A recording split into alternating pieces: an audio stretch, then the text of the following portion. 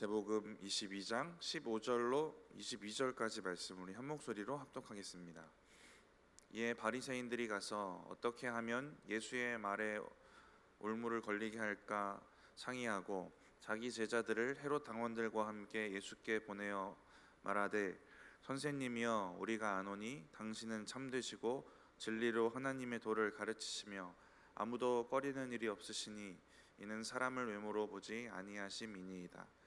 그러면 당신의 생각은 어떠한지 우리에게 이르소서. 가이사에게 세금을 바치는 것이 옳으니까 옳지 아니하니까 하니, 예수께서 그들의 악함을 아시고 이르시되, 외식하는 자들아, 어찌하여 나를 시험하느냐? 세금 낼 돈을 내게 보이라 하시니 데나리온 하나를 가져왔거늘, 예수께서 말씀하시되, 이 형상과 이 글이 누구의 것이냐? 이르되 가이사의 것이니이다. 이에 이르시되, 그런즉 가이사의 것은 가이사에게, 하나님의 것은 하나님께 바치라 하시니, 그들이 이 말씀을 듣고 놀랍게 여겨 예수를 떠나가니라. 아멘. 예수님의 대답으로도 유명한 잘 아시는 사건입니다. 대답이 상당히 멋있지 않습니까? 지혜롭고 멋있는데 그 과정 가운데 19절에 보니까 예수님이 돈은 없으셨나 봐요. 돈은 네 돈을 나한테 줘서 좀 해보자, 이런 느낌이거든요.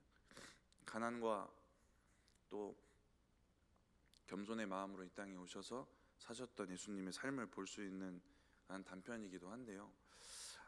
오늘 이 잘 아시는 사건을 보기 전에 21장에는 묵상하셔서 잘 아시겠지만 예수님의 권위에 대해서 논쟁합니다. 예수님 역질문하시고 역질문에 아무 대답도 하지 못하게 됩니다. 이렇게 신앙적인 논쟁으로 아무 소득을 얻지를 못해요. 그래서 바리새인들이 오늘 하는 건 뭐냐면 다른 종류의 논쟁거리입니다. 이제 뭔가 사회적으로 논쟁이 되고 문제가 될 만한 그런 질문, 법적으로 문제가 될 만한 그런 질문을 가져와서 예수님을 어렵게 하려는 것인데요. 바리새인들이 예수님을 이렇게 모함하고 어렵게 하기 위해 엄청나게 열심을 다하고 있는 것 같아요. 15절을 보니까 이런 논쟁을 가지고 찾아가기 전에 먼저 무엇을 하냐면 회의를 합니다. 우리 15절 말씀 같이 한번 읽어보겠습니다. 이에 바리새인들이 가서 어떻게 하면 예수를 말에 올무에 걸릴게 할까 상의하고, 바리새인들이 예수를 모함하려고 회의를 하는데 그 내용이 뭐냐면 어떻게 하면 예수를 말에 올무에 걸리게 할까입니다. 바리새인들이 지금 예수님을 어렵게 하는 것은 예수님의 그 구속의 사역을 방해하는 겁니다. 이 큰 그림에서 보면은 사단이 예수님을 향해 했던 방해랑 의도랑 그런 방법이 똑같아요. 교묘하지만 치밀한 방법으로, 근데 뱀 같은 지혜를 가지고 찾아와서 넘어지게 만들려고 합니다. 올무를 놓고 있어요.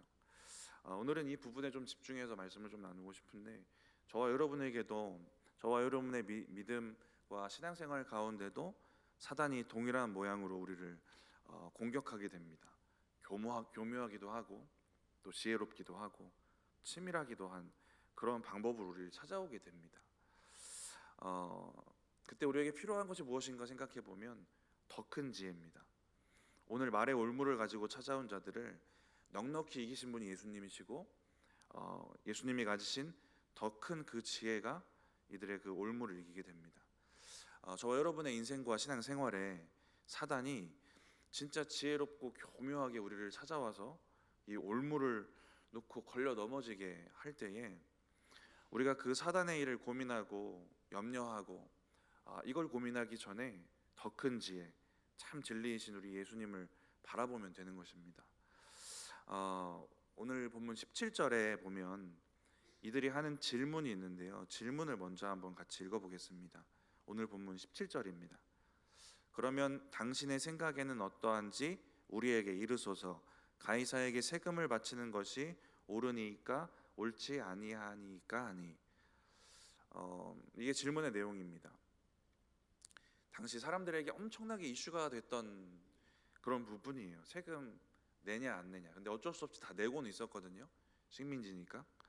근데 이게 엄청나게 논쟁거리였던 일입니다. 엄청나게 이슈가 될 만한 이를 가지고 지금 질문을 하고 있고요. 그래서 이렇게 대답해도 저렇게 대답해도 좀 어려움을 겪을 만한 그런 질문을 가지고 옵니다. 이 질문이 얼마나 교묘하고 지혜롭냐면 내야 됩니까 말아야 됩니까? 이 질문을 하는 이 단어 선택도 치밀해요. 이 둘 중에 하나를 선택해야만 하는 것 같은 단어 선택을 합니다. 어떻게 해야겠습니까? 라는 게 아니라 내던지 안 내던지 둘 중에 선택하라는 얘기를 하고 있어요. 참 교묘하고 주도면밀하고 참 지혜로운 한편으로는 그런 모습을 가지고 지금 질문을 하고 있는 겁니다. 우리가 좀 성경을 거슬러 올라가서 잘 아시는 선악과 사건을 좀 생각해 보면요, 이 사건에 나오는 사단도 참 주도 면밀하고 지혜롭게 아담과 하와를 미혹합니다. 쉽게 넘어갈 것 같은 하와 먼저 공격하는 것 잘 아시죠? 그리고 하나님의 명령에 대해 괜찮을 거라고 안심시키기도 하고 말씀을 교묘하게 왜곡하기도 해서 유혹합니다. 지금 우리에게 찾아오는 사단의 계략도 비슷할 거예요. 말씀을 교묘하게 사용하는 겁니다. 그리고 지혜롭게, 주도 면밀하게. 왜 사단이 이렇게 할까라는 것을 좀 생각해 보면 이 선악과 사건에서 찾을 수 있는 사단의 의도는 뭐냐면 우리의 심령을 병들게 하려는 것입니다. 사단이 공격하는 목표 지점이 어딘지 우리가 알면은 참 도움이 될 텐데 거기가 어디냐면 우리의 심령이에요. 고린도후서 11장 3절에 보면 바울이 성도들이 그리스도를 향한 심령이 병들까봐 걱정해요. 그러면서 하는 얘기가 있습니다. 우리 같이 한번 읽어보겠습니다. 뱀이 그 간계로 하와를 미혹한 것 같이 너희 마음이 그리스도를 향하는 진실함과 깨끗함에서 떠나 부패할까 두려워하노라. 그 심령이 병들까봐 걱정해요. 왜냐하면 사단의 공격 지점이 거긴 걸 바울도 아는 겁니다. 근데 어디랑 비교하냐면 뱀이 그 간계로 하와를 미혹한 것 같이, 이때 사건을 가져와서 사단이 그때도 마음 심령을 공격했고 지금 너희의 심령도 병들게 할까봐 내가 걱정이 된다. 바울이 이 얘기를 하고 있는 겁니다. 이렇게 우리의 심령을 병들게 하려고 온갖 지혜와 관계를 사용하는데 사단이 하와를 공격할 때 진짜 치밀했던 것은 엄청난 단계를 밟아요. 근데 말씀을 또 교묘하게 이용하기도 하는데 먼저 잘 아시는 내용이지만 정리해 보면 첫 번째는 의문만 제기합니다. 정말 모든 나무 열매를 먹지 말라고 하시더냐? 의문을 제기했더니 하와가 스스로 뭔가 그 과반응을 일으키죠. 막 의심도 하고 하나님 안 하신 말씀도 덧붙이고 막 이런 모습을 보이게 됩니다.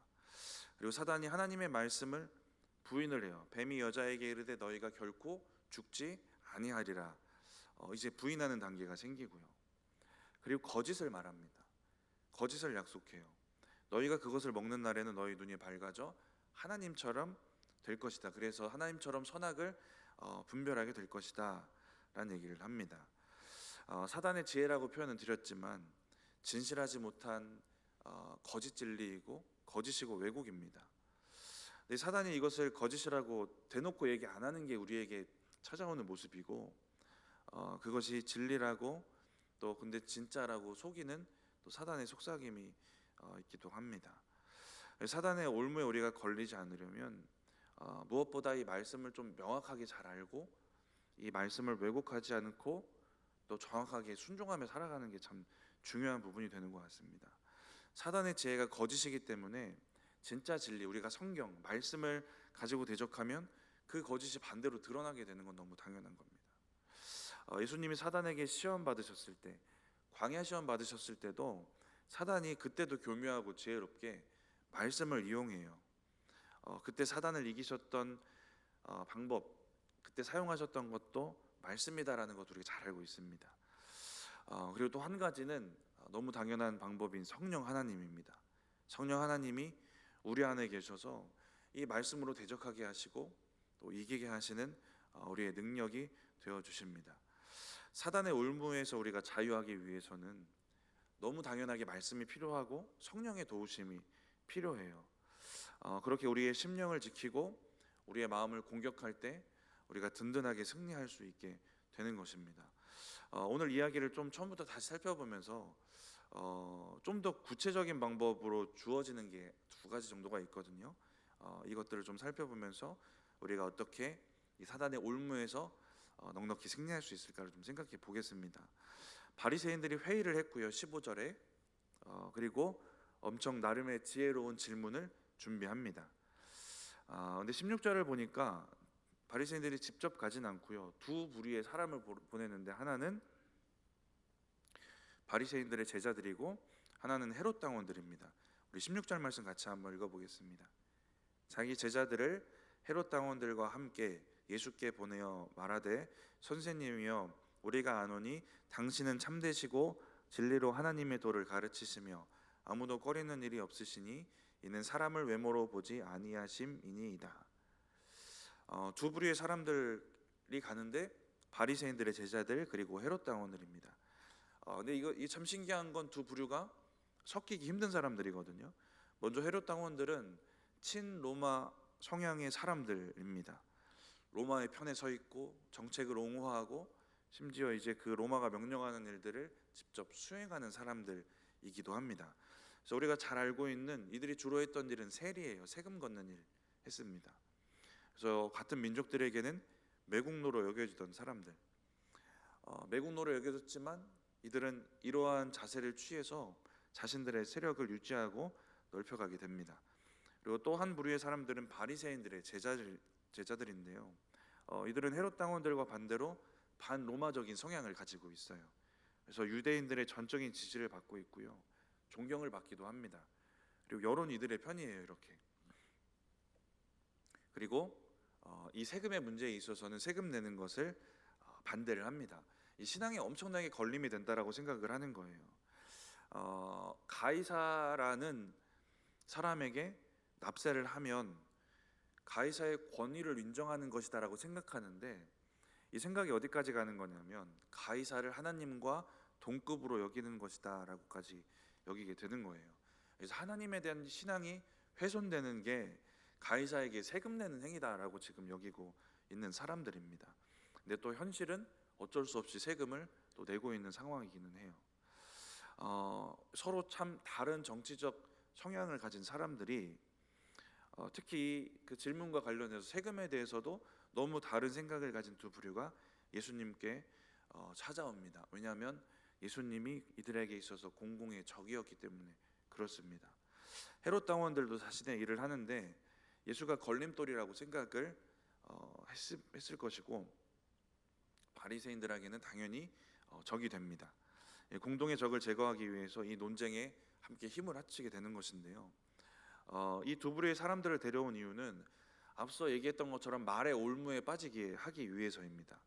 어떤 올무에 빠지게 되는 거냐면 예수님께 질문했을 때 이들이 생각했던 건 두 가지 답만 있다고 생각한 겁니다. 그래서 예수님이 납세에 대해서 찬성하는 답을 하시면 바리새인들이 예수님을 비난하고 모함할 수 있게 되는 거예요. 예수님이 찬성하는 건 뭐냐면 아까 말씀드렸던 그들의 논리로는 가이사와 하나님을 동급으로 인정하는 불신앙입니다. 이제 여론이 예수님에게서 떠나가게 되는 그런 대답이 될 수 있는 거예요. 근데 반대로 예수님이 납세를 반대하는 답을 하시면 헤롯 당원들이 예수님을 비난하고 모함하고 더 나아가서 로마 황제에 대한 반역이라고 그렇게 모함해서 사형까지 가능하다라고 생각을 했을 겁니다. 근데 바리새인들이 이 두 가지 교묘한 대답을 예상을 했는데 이 대답 중에 예수님이 어쩔 수 없이 납세를 반대할 것이다라는 생각을 했던 것 같아요. 유대인들의 그 여론에 반대하는 대답은 예수님이 못하고 납세를 반대할 것이다. 그래서 로마법으로 모함하려고 했던 것 같습니다. 이러한 구체적인 상황이 기록된 것이 어디냐면 오늘 본문이 동일하게 기록된 누가복음 본문입니다. 누가복음 20장 20절에 보면 이러한 생각들이 좀 드러나는데 우리 같이 한번 읽어보겠습니다. 예, 그들이 엿보다가 예수를 총독의 다스림과 권세 아래 넘기려 하여 정탐들을 보내어 그들로 스스로 의인인 체하며 예수의 말을 책잡게 하니 바리새인의 제자들 헤롯 당원을 보내는 그 초반의 상황을 묘사하는 장면인데요. 이 바리새인들이 예상하는 결과가 뭐냐면 예수를 총독의 다스림과 권세 아래 넘기려 하여입니다. 그래서 헤롯 당원을 같이 보낸 것 같기도 해요. 한편으로는 참 지혜롭고 치밀한데 이들이 예상하는 결과는 예수님이 로마법에 문제가 되는 그런 대답을 할 것이다 라는 예상을 한 것 같습니다. 근데 이 읽었던 누가복음 20장 20절에 보면 바리새인의 제자들이 어떠한 모양새를 하고 갔는지가 나와요.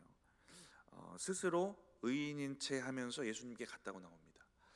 의로운 행세, 정직한 사람인 척, 예수님의 편인 척, 예수님을 따르는 척 그렇게 하고 찾아갑니다. 그렇지만 그 내면에는 불순한 의도를 가지고 찾아가요.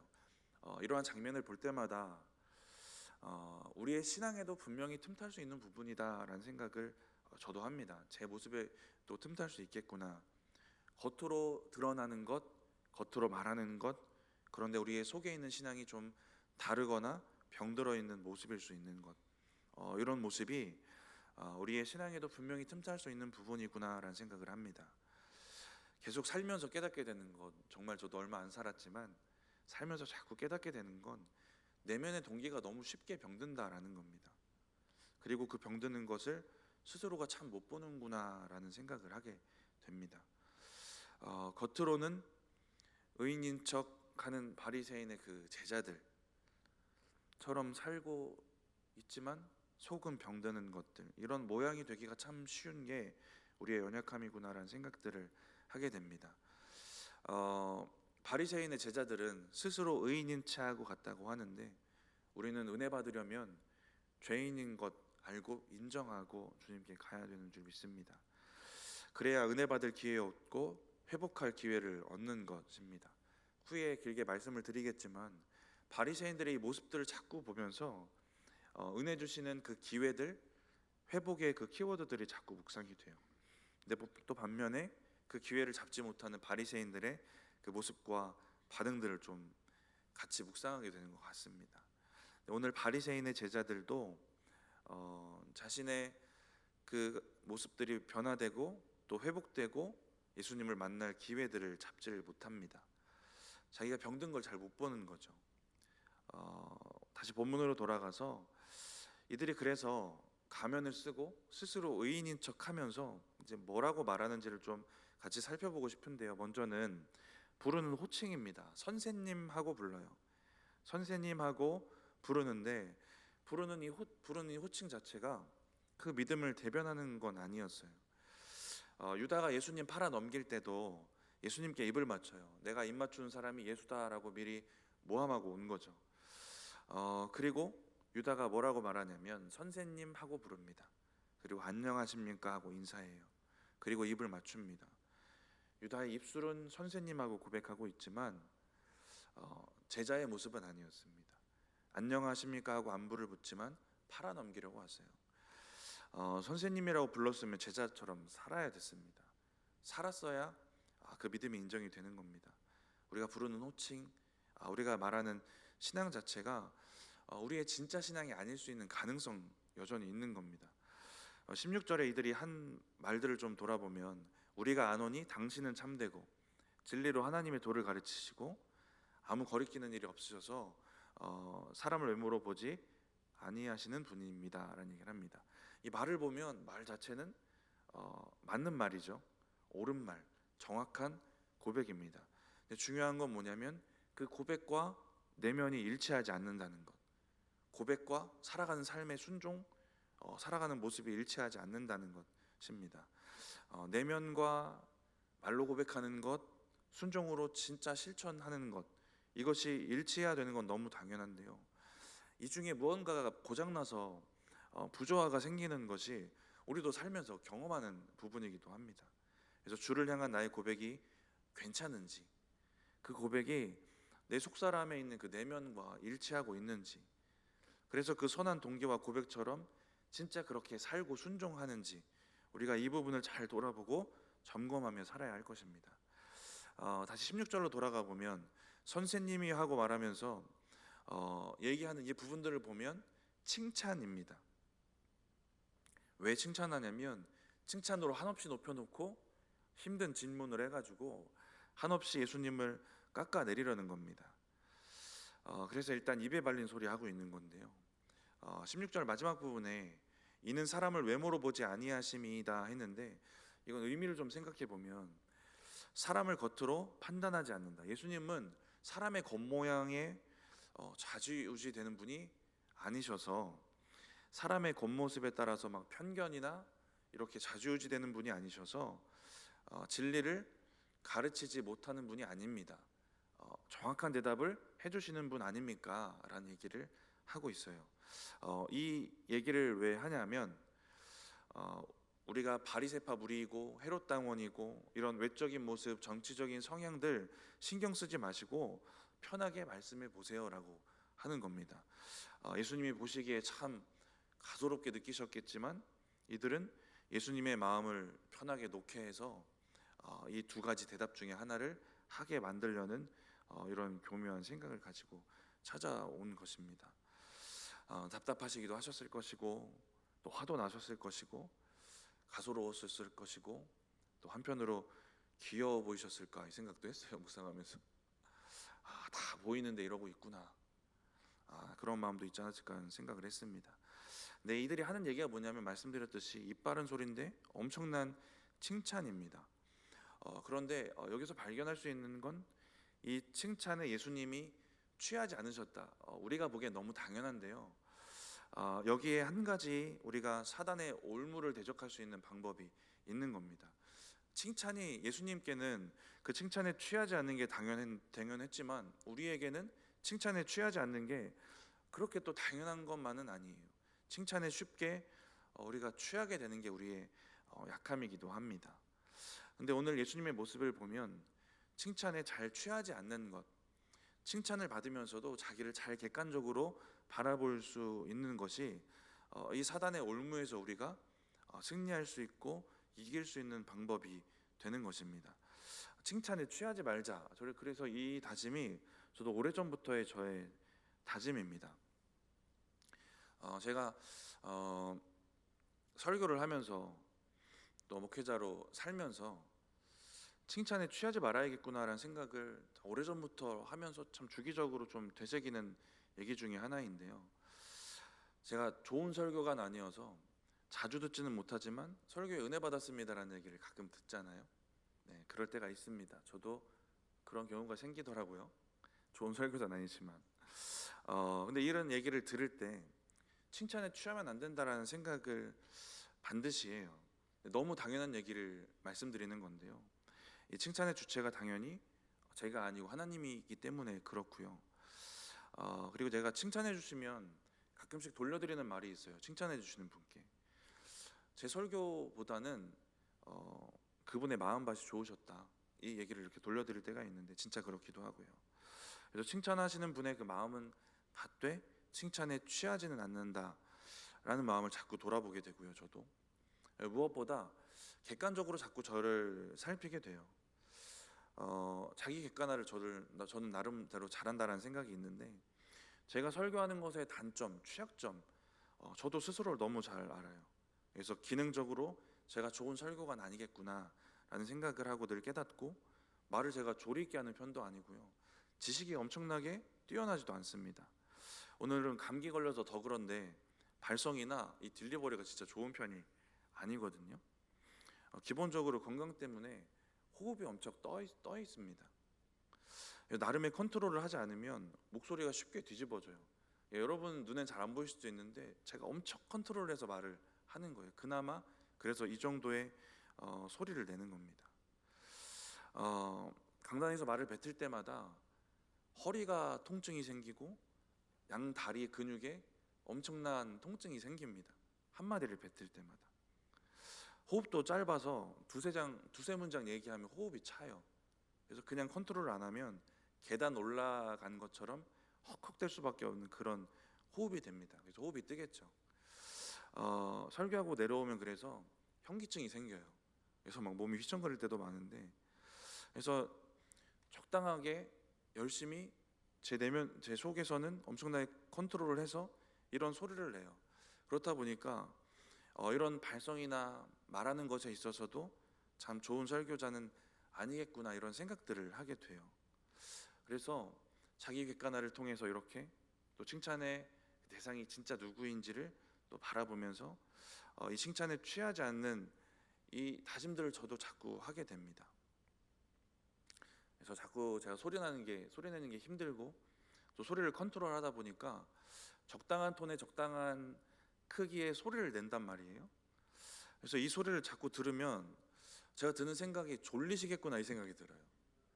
그래서 제가 설교하는데 조시면 제가 무슨 생각이 드냐면 왜 졸지? 하고 막 그분을 바라보면서 제가 상처받는 게 아니라 죄책감이 들어요. 이러면 더 못 조시겠죠. 네. 죄책감이 들어요. 왜냐하면 저도 제 설교 피드백을 위해서 가끔 제 설교를 듣는데 또 침대에 누워서 들으니까 잠이 그렇게 잘 와요. 제 목소리 톤이 그런 겁니다. 네. 그래서 자기 객관화를 자꾸 하다 보면 그렇구나. 이 칭찬에 취할 일이 아니라 어떻게 더 잘 전달할까 고민하고 어떻게 이 건강을 핑계 삼지 않고 더 잘 발성하고 더 잘 전달해 줄 수 있을까 이런 것들을 더 고민하게 되는 것 같습니다. 그렇다고 제가 제 설교에 대한 자존감이 엄청 낮진 않아요. 왜냐하면 연약한 자를 쓰셔서 선포되어지는 말씀의 주체는 하나님이고 하나님 말씀이니까. 그래서 제가 연약함이 있어서 자꾸 또 설교에 제 칭찬에 막 취하지 않으려는 마음도 있고 객관을 하다 보니까 누군가 설교에 대한 칭찬을 하시면 하나님이 하셨다라는 또 반대로 이 확신이 너무 분명하게 들기도 합니다.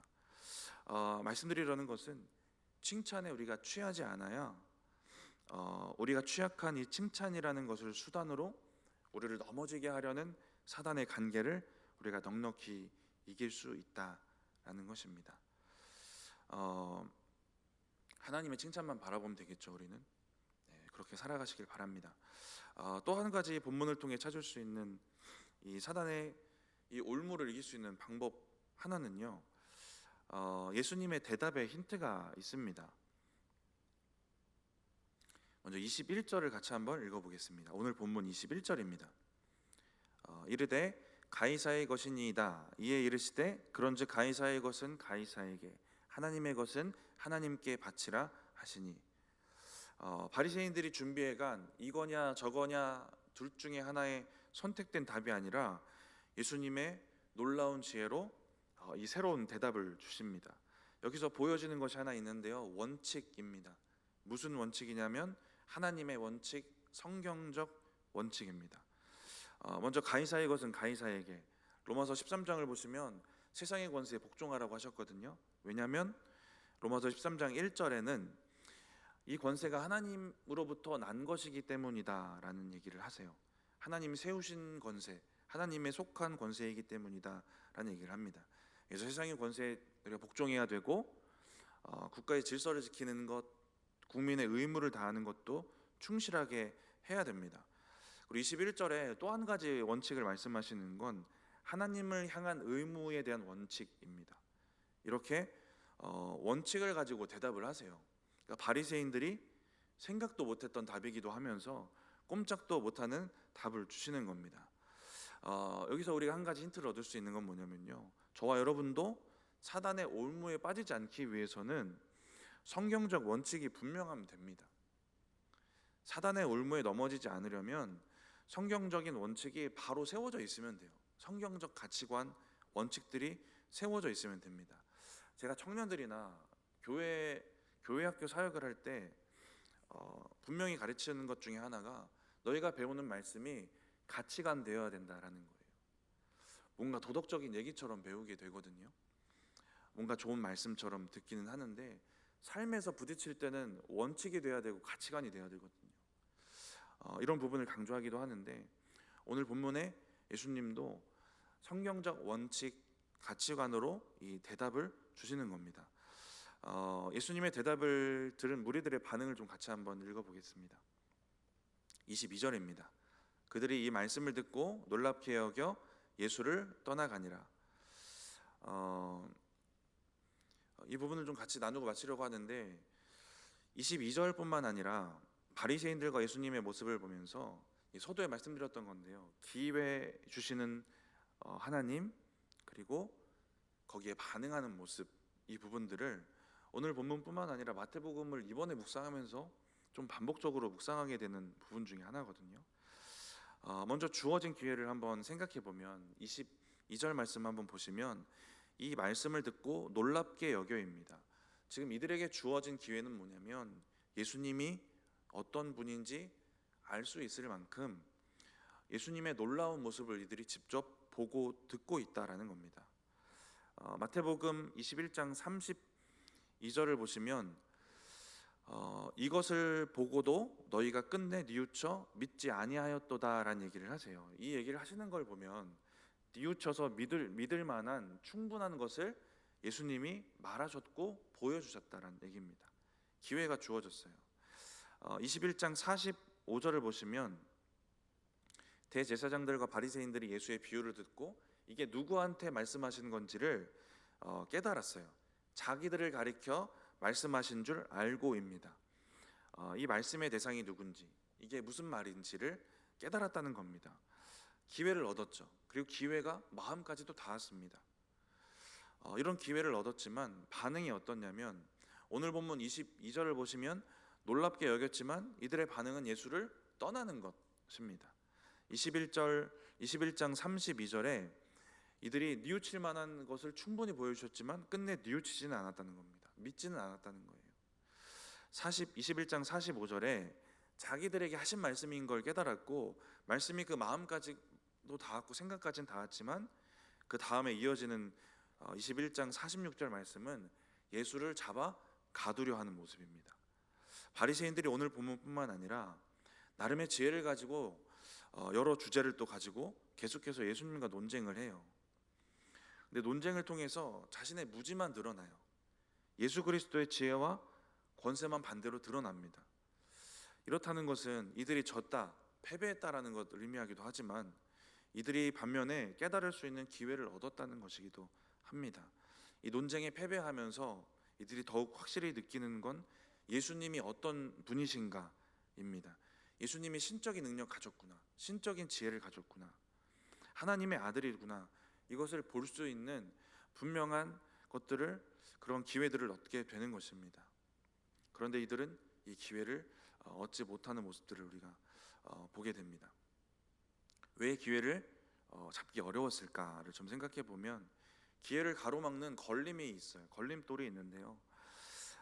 예수 그리스도의 권세, 능력, 예수님의 말씀과 지혜, 그렇게 자신에게 주어지는 것들이 자신들의 위치와 권위 그리고 자존심, 이 모든 것들을 훼손하는 것 같은 느낌이 드는 겁니다.